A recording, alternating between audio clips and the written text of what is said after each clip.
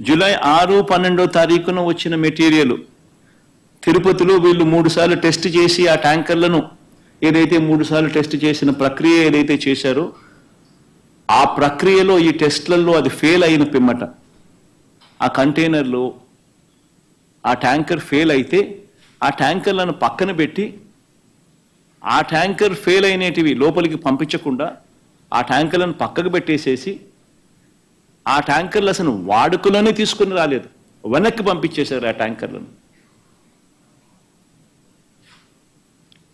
ఒకసారి ఆ 3 టెస్టులు ఫెయిల్ అయిన ఆ ట్యాంకర్లను మరొకసారి రీకన్ఫర్మేషన్ కోసం రీటెస్టింగ్ కోసం మళ్ళీ ఎన్డీడీబీకి కూడా పంపించడం జరిగింది ఆ శాంపుల్.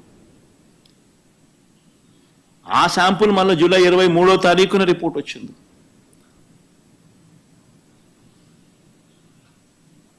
ఒకసారి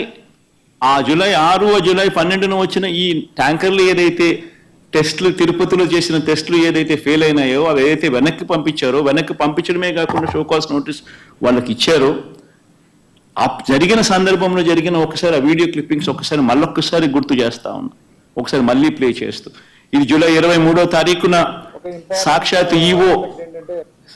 మాట్లాడిన మాటలు. జూలై 23వ తారీఖున రిజెక్ట్ చేయడం జరిగింది, టెస్ట్ చేసినాము రిజెక్ట్ చేయడం జరిగింది అని చెప్పి జూలై 23వ తారీఖునే, అంటే ఎన్డీడీబీ శాంపుల్స్ వచ్చిన తర్వాత కూడా ఈవో గారు స్వయంగా చెప్పిన మాటలు అంటే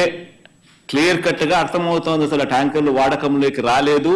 అవి రిజెక్ట్ చేశారు, వెనక్కి పంపించేశారు అని చెప్పి క్లియర్ కట్గా చెప్తా ఉన్నారు. అయినా కూడా సెప్టెంబర్ 18వ తారీఖున అంటే 2 నెలల తర్వాత చంద్రబాబు నాయుడు గారు 100 రోజుల తన పాలన సభలో 2 రోజుల తన పాలన సభలో తన పాలన అన్ని విధాల ఫెయిల్ అయిపోయి ఉన్న పరిస్థితుల నేపథ్యంలో ప్రజలు సూపర్ 6, సూపర్ 7 పరిస్థితి ఏమిటి, ఎన్నికలప్పుడు ఇచ్చిన హామీల గురించి ఏమయ్యాయి మా హామీలు అని చెప్పి ప్రజలు చంద్రబాబు నాయుడు గారిని 100 రోజుల తన పాలన మీద నిలదీస్తా ఉన్న నేపథ్యంలో, అన్ని రకాలుగా ఫెయిల్ అయిన నేపథ్యంలో చంద్రబాబు నాయుడు గారు టాపిక్ డైవర్ట్ చేసేందుకు జూలై 23వ తారీఖున ఈ రిపోర్ట్ వస్తే అది కాన్ఫిడెన్షియల్ రిపోర్ట్ అని చెప్పి వాళ్ళు చెప్పి మరీ రిపోర్ట్ ఇస్తే ఆ రిపోర్టును చంద్రబాబు నాయుడు గారు సెప్టెంబర్ 18వ తారీఖున తాను 100 రోజుల తన పాలన మీద తాను మాట్లాడుతూ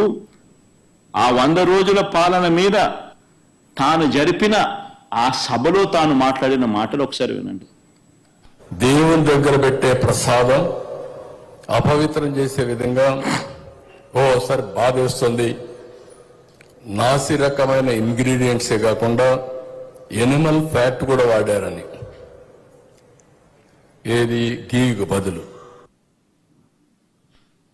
అంటే ఒకవైపునేమో జూలై 23వ తారీఖునే ఈవో అసలు యానిమల్ ఫ్యాట్ కాదు అది వెజిటబుల్ ఫ్యాటు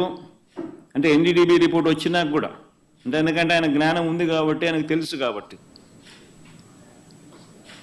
రిజెక్ట్ చేసేసినాము అని ఒకవైపున ఆయన చెప్తా ఉంటే చంద్రబాబు నాయుడు గారు అన్నీ తెలిసి ఉండి 2 నెలల తర్వాత సెప్టెంబర్ 18వ తారీఖున ఆయన అడల్టరేటెడ్ గీ వచ్చింది, నాసిరకము యానిమల్ ఫ్యాట్ గీని వాడారు, వాడి లడ్డూలు తయారు చేసేశారు అని ఏకంగా దేవుడిని ప్రతిష్టను, శ్రీవారి లడ్డూను విశిష్టతను అపవిత్రం చేస్తూ చంద్రబాబు నాయుడు గారు తెలిసి రాజకీయ ఉద్దేశాలతో అబద్ధాలు ఆడిన వీడియో టేపు.